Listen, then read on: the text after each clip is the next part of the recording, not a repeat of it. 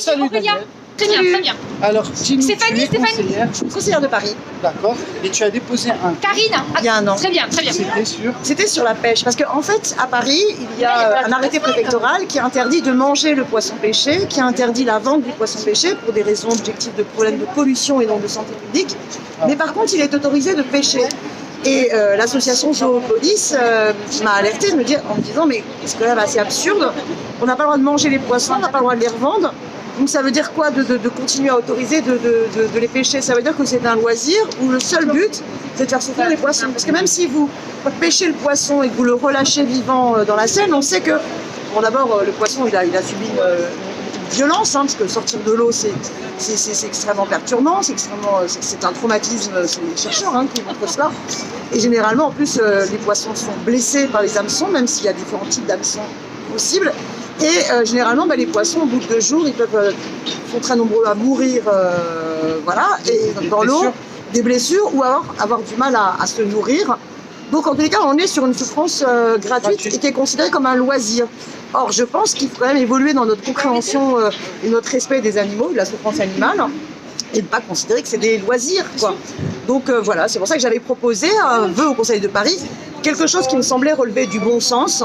Puisqu'on ne peut pas manger ni commercer les poissons, autant interdire tout simplement la pêche à Paris. Voilà. Je pense qu'il faut absolument faire évoluer la réflexion sur le rapport aux animaux. C'est pas nos jouets. Voilà. Et en plus, comme il n'y a aucune réglementation sur les poissons, on peut faire ce qu'on veut avec. C'est-à-dire, on peut s'amuser à le pêcher, le torturer tant qu'on ne le mange pas. Exactement. Ouais.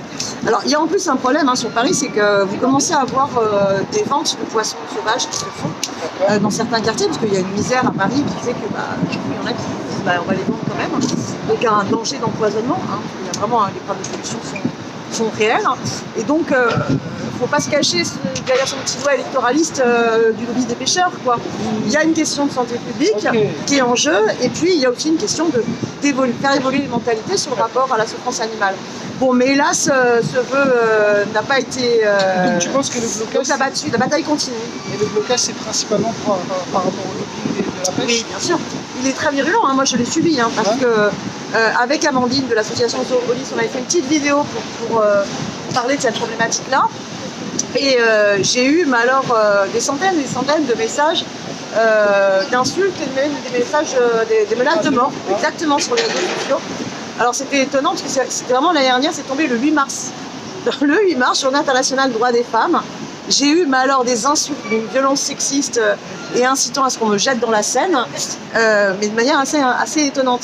Or, ça m'interroge, moi, parce que on dit toujours une société dans son respect au genre humain, ça peut aussi s'évaluer à la façon dont on regarde ou on respecte la condition animale. Et que finalement, ces deux choses-là sont souvent liées. Quand on est violent vis-à-vis des animaux, généralement, on est aussi très violent entre les êtres humains, et notamment dans les rapports sexistes, quoi. Là, ça se démontrait, mais j'ai porté plainte et je ne vais pas me laisser faire. Voilà. Bon courage.